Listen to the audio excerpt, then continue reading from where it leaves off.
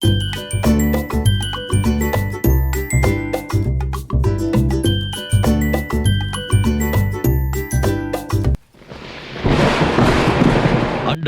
பரிசுத்தமுள்ள நாமம் மகிமைப்படுவதாக. லாகிம் டிவியின் மூலமாய் வழங்கக்கூடியதான ஆட்டுக்குட்டியானவரின் சத்தம் என்கின்ற இந்த நிகழ்ச்சிக்கு உங்கள் யாவரையும் அன்போடு கூட நாங்கள் வரவேற்கிறோம்.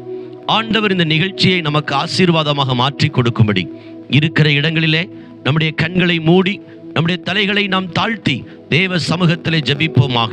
பரிசுத்தமுள்ள எங்கள் பிதாவே, சர்வ வல்லமை உள்ள ஆண்டவரே, உம்முடைய குமாரனாய் இருக்கிற இயேசு கிறிஸ்துவின் நாமத்தில் ஆட்டுக்குட்டியானவராகிய எங்கள் தேவனாகிய கர்த்தருடைய சத்தத்தை கேட்கும்படி உம்முடைய சமூகத்தில் நாங்கள் வந்திருக்கிறோம். எங்களோடு நீங்க பேசுங்க, நாங்க கேட்கிறோம். இயேசுவின் நாமத்தில் பிதாவே, ஆமென். பிரியமானவர்களே, இந்த நாளிலே நான் உங்களோடு பேசும்படி எடுத்துக்கொண்ட தலைப்பு என்ன என்று சொன்னால், ஒரு மழை போதும். கடந்த நாட்களிலே நாம் செய்தித்தாள்களிலே பார்த்தோம், எல்லா மாவட்டங்களிலும், தமிழ்நாட்டில் பல மாவட்டங்களில் 100க்கு மேற்பட்ட டிகிரி வெயில் அடித்ததை நாம் நன்கு அறிவோம். நாம் எல்லாரும் மிகுந்த வேதனைப்பட்டோம்.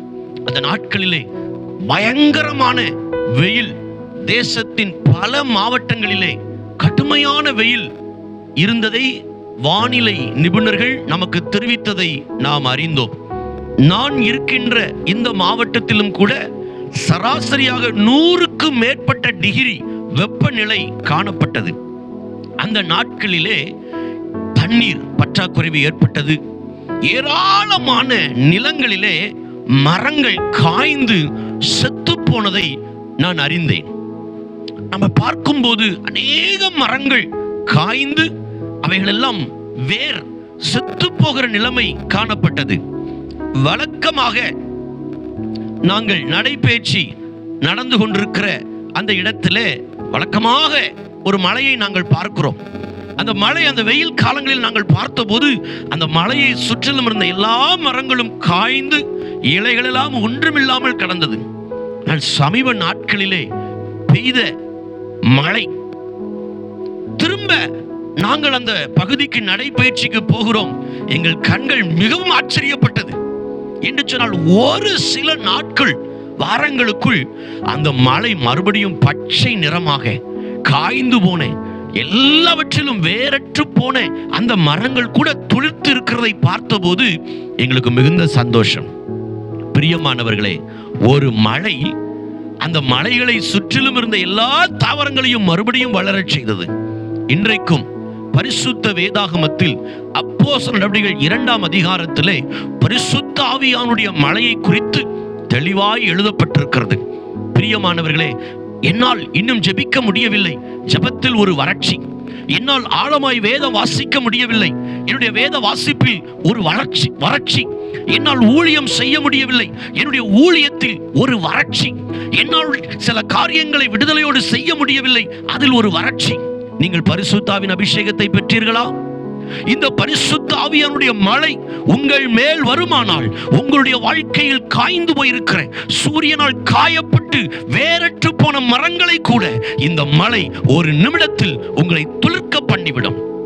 பிரியமானவர்களே, பரிசுத்த ஆவியை நீங்கள் பெற வேண்டுமானால் நான் சொல்லுகிற 4 படிகளை உங்கள் வாழ்க்கையில் நீங்கள் செய்து பாருங்கள். உங்கள் பாவத்தை ஆண்டவரிடத்தில் அறிக்கையிட்டு பாவ மன்னிப்பின் நிச்சயத்தை நீங்கள் பெற்றுக்கொள்ளுங்கள். 2வது, நீங்கள் விசுவாசத்தோடு அவரிடத்தில் கேளுங்கள்.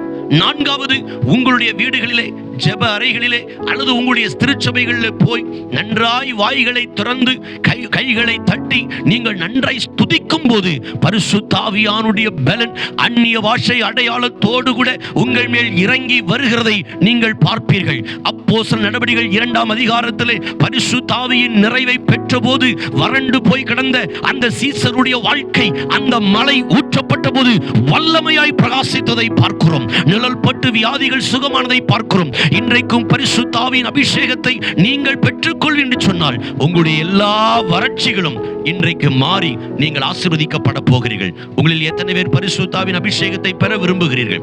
அப்படி விருப்பம் உள்ளவர்கள் என்னோடு சேர்ந்து ஜெபத்தில் பங்கெடுங்கள்.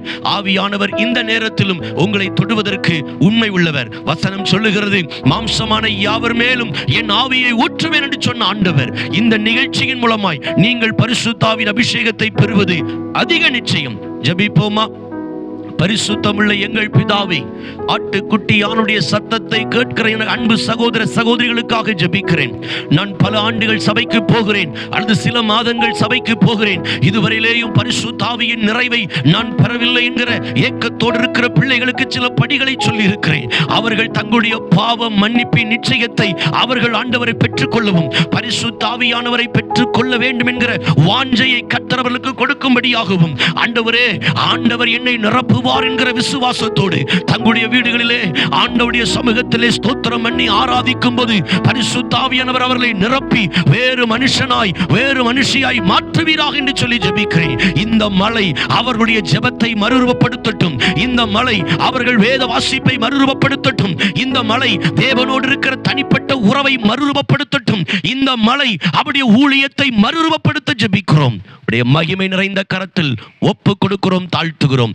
இயேசு கிறிஸ்துவின் நாமத்தில் ஜெபிக்கிறோம் எங்கள் நல்ல பிதாவே, ஆமேன். பிரியமானவர்களே, இந்த நிகழ்ச்சி உங்களுக்கு ஆசீர்வாதமாய் இருந்திருக்குமானால் இந்த நிகழ்ச்சியை நீங்கள் மற்றவர்களுக்கு அறிமுகம் செய்து வைக்கும்படி உங்களை நாங்கள் அன்போடு கூட கேட்டுக்கொள்கிறோம். இந்நிகழ்ச்சியின் மூலம் நீங்கள் ஆசீர்வதிக்கப்பட்டிருந்தால் அதை மறக்காமல் எங்களுக்கு எழுதி அனுப்பும்படியும், இன்னும் இந்த நிகழ்ச்சி குறித்த மேலான கருத்துகள் உங்களுக்கு இருக்குமானால் அதையும் எங்களுக்கு கீழே தெரிகிறதான எங்களுடைய தொலைபேசி எண்ணிலே நீங்கள் அதை தெரிவிக்கும்படி உங்களை அன்பாய் கேட்கிறோம். கர்த்தர் தாமே உங்களை ஆசீர்வதிப்பாராக. God bless you.